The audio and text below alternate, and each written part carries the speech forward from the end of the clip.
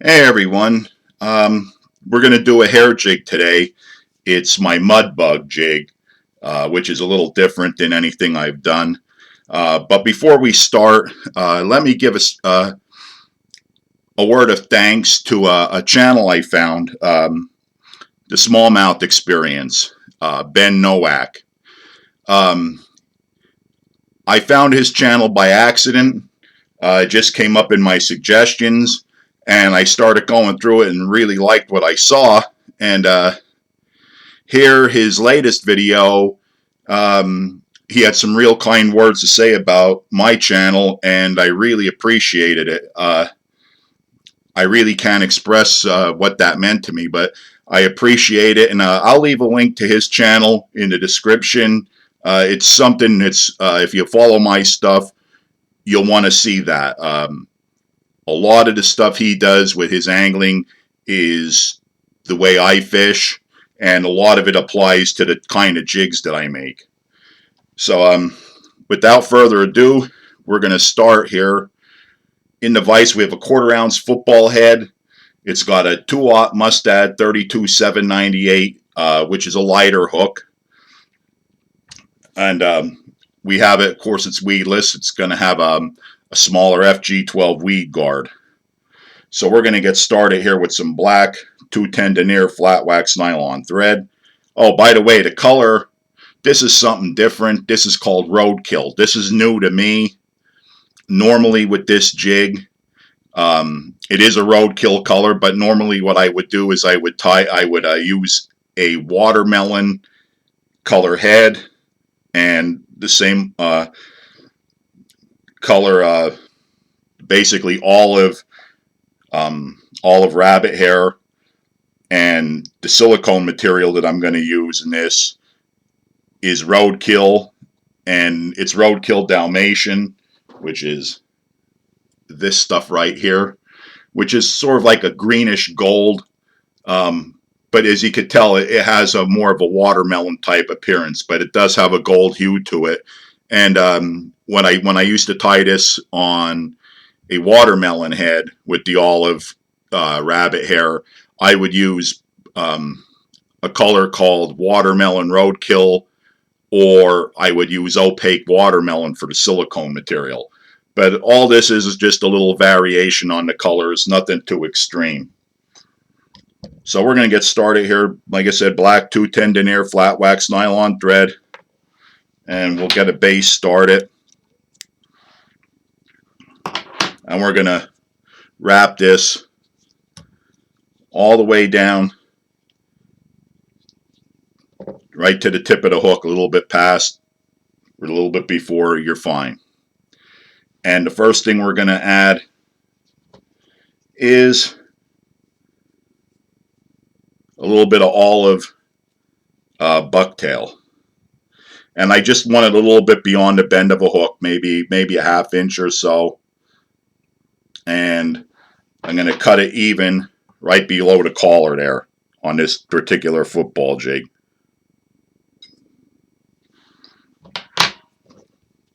So I get my thread back up. I'm going to start there with a couple pinch wraps.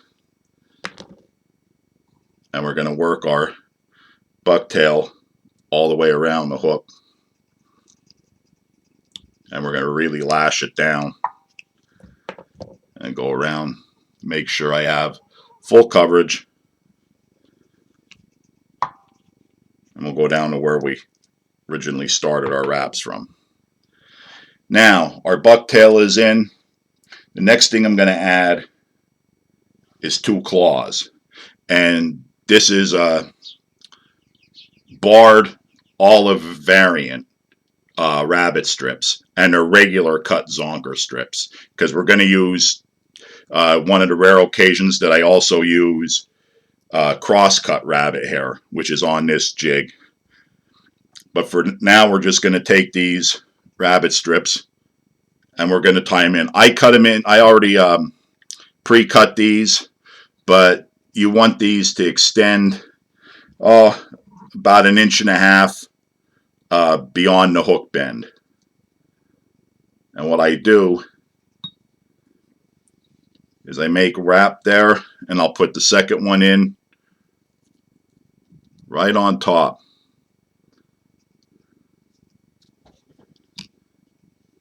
Now this has claws on it, but one thing different than all the other like craw type videos that I've made, the craw type jigs, is there's no chenille ball to splay the claws out, because this really isn't just a craw representation. I call it a mud bug, but it's basically going to be any kind of like it could be an insect, hellgrammite, even bait fish. It's going to mimic a lot of different types of prey. So yeah, kind of messed that up there when I just did that because my wrap came out. So I have to do it over again. But it's going to mimic a bunch of different prey. And the length on these, sorry for getting out of sync here, the length on these claws, you're going to want them about 2 inches. You're going to want it, like I said, about 1.5 inches or so beyond the bend of the hook. And the length of these, you're going to want about 2 inches total length from where you cut it till the end of the hair. And once you're satisfied with where you have them, you can lash them down real tight. These are just going to add to the action and the profile. So this isn't, again, it's not supposed to mimic anything specific.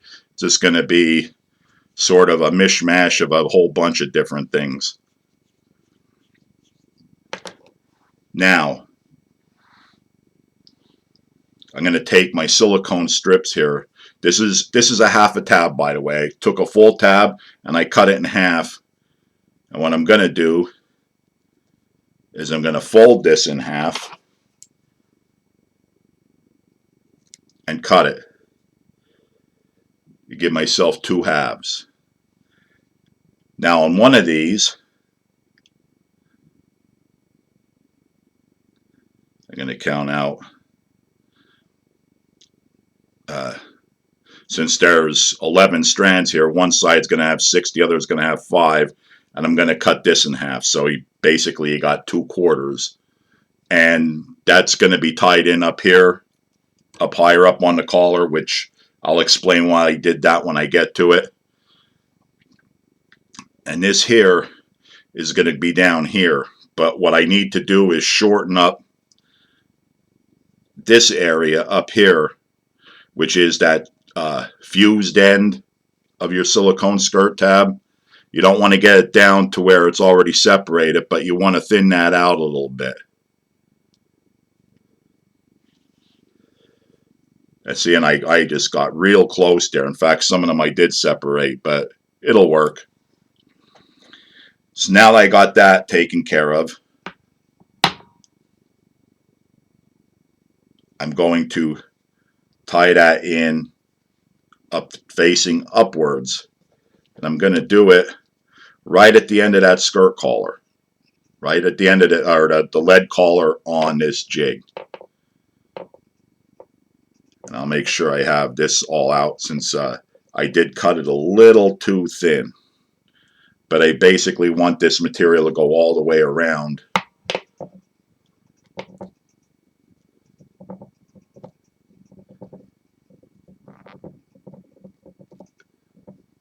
Today's just one of them days, having a little rough time of it. A lot of things to do. Getting behind on my honey-do list.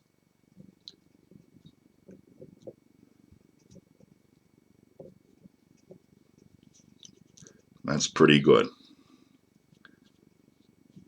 And we're going to lash the butt ends down.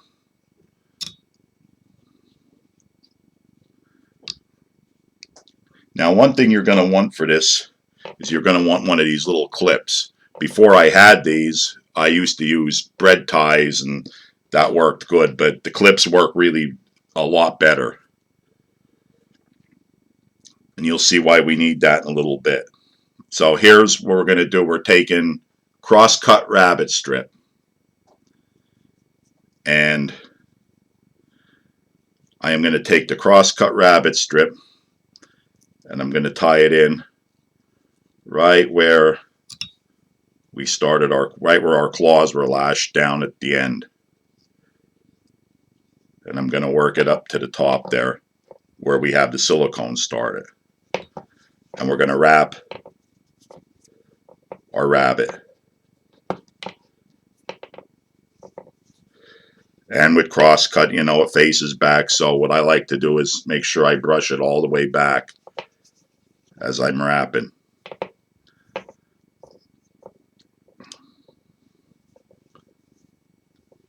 And one last one should be good.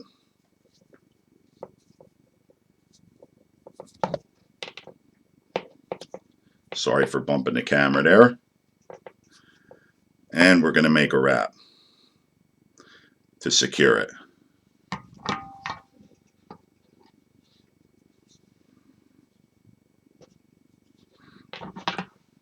And we'll cut it off.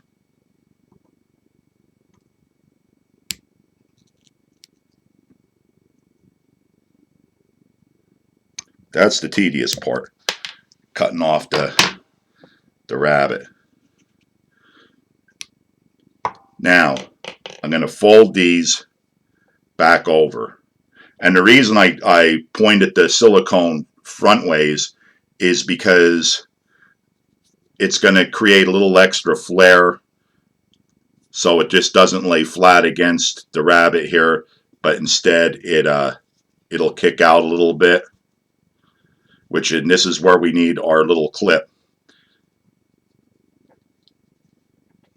Because we're going to take our clip here, I'm going to use this to hold everything back.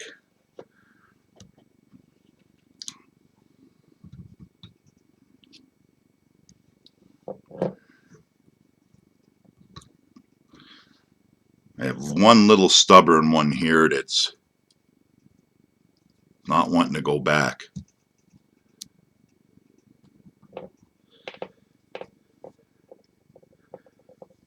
Usually this isn't so much of a pain.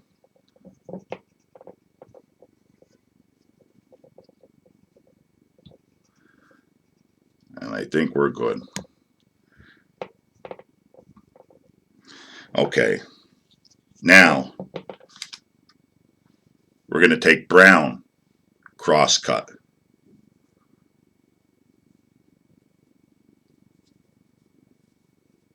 Get it straightened out here. I apologize. And some people pull the hair off the rabbit strip to start the tie-in. I don't. I just like fold it up, and because I'm tying on top of it anyway. It's up to you. If you feel like you get a better tie-in without the hair, it isn't going to hurt nothing. Now I'm going to take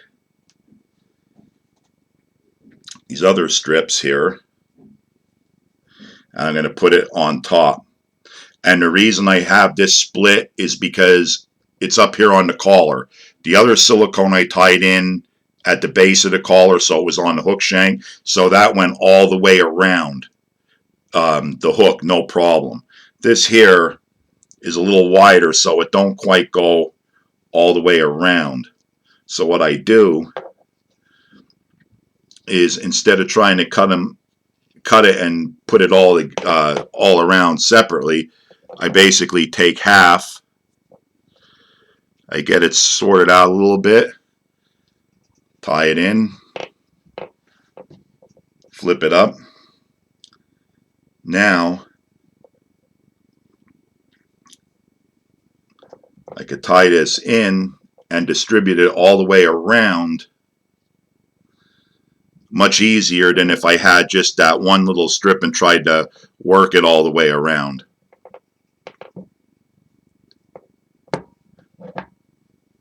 Now I get a real nice even distribution, and I'm not struggling with it. And I'm going to lash all this material down. Doesn't have to be perfect because your rabbit's going to go over top of it.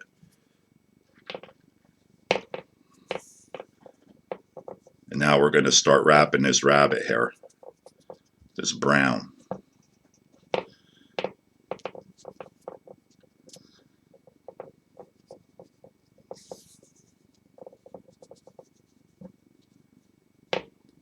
going to go right up to where that ring would be on the skirt collar. And I'm going to secure it right there.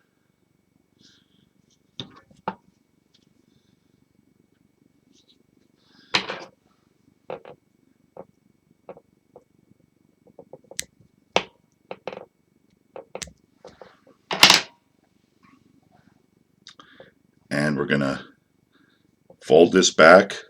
I could take this clip off. We're going to fold our material back.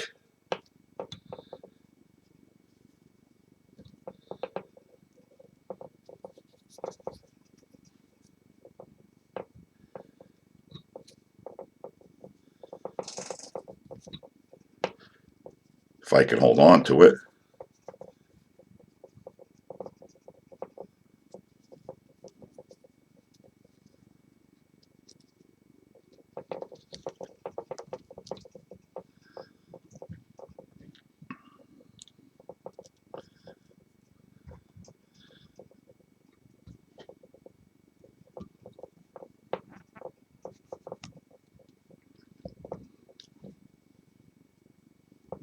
I'm going to try to do it without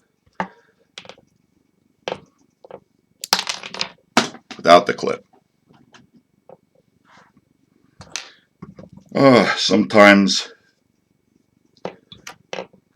well, it ain't going to work that way. I'm going to have to use it anyway. There we go. Now we got it. Again, I apologize for having a little bit of a rough go of it there. Now, our last part of this, we're going to take another piece of olive rabbit strip.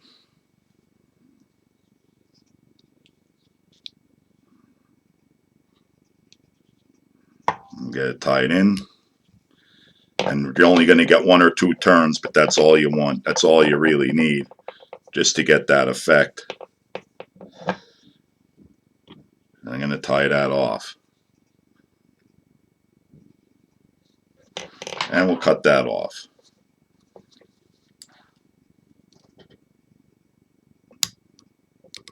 Usually this isn't so tedious, this hair jig, but there's days where it just don't cooperate with me, and other days I could tie 10 of these up, lickety split, you know, only a couple minutes per, but of course it's not always perfect at the bench,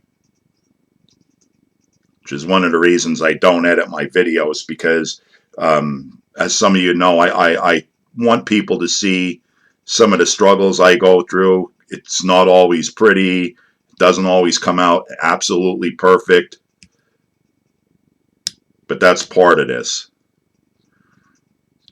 You know, I watch some of the fly tires, and they are amazing. And then I think to myself, boy, I don't even belong in that category. But I'm tying jigs, not flies, so it's a little more abstract and not quite as precise. I'd never be able to do like Wally wing patterns or anything that's so delicate.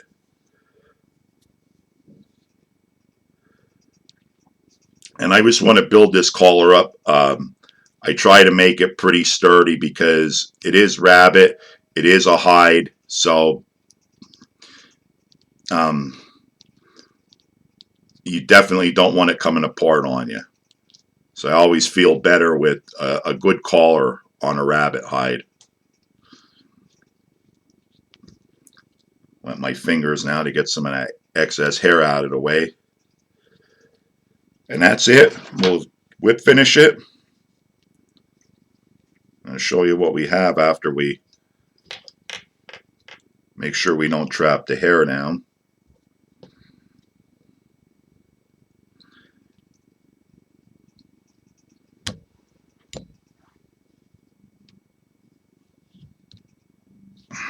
That's pretty good, actually. I don't need to do it twice.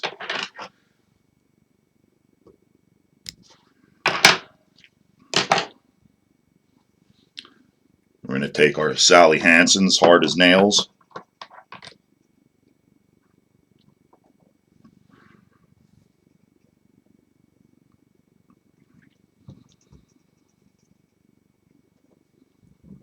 and just get enough of it around.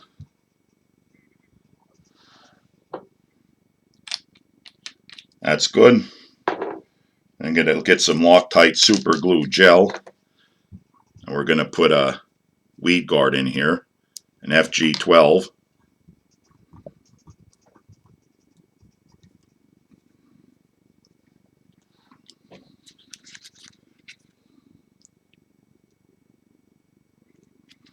Just enough.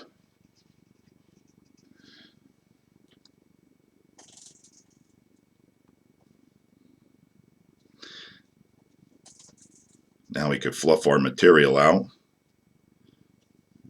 You'll see what we have.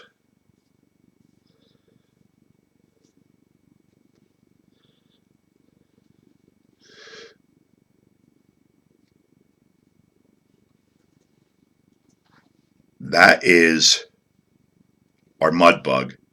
Silicone, some regular rabbit cut zonkers. Of course, we use the black barring, so we have a little bit of that contrast. We have the skirt material that's hanging down, but it's not like a regular jig where it's all over. It's basically close to the body, and as this falls down, that material will flare out. This represents a lot of stuff, but it's definitely worth fishing. I like to use this on a quarter, say like a quarter to 3/4 type of rod, medium power spinning rod. You could get away with a medium heavy with this. Set your drag, but if you're using a bait caster, obviously a little bit more power. But I like fishing this on 8 to 10 pound line, medium power spinning rod. Choice of line is up to you. If you're going to use, you can use straight fluoro, braid to a leader, stained water, clear water. This is a good thing. You just drag it. Basically a slow drag, and the jig has all the action you need. Give it a shot. Let me know what you think. Thanks for watching.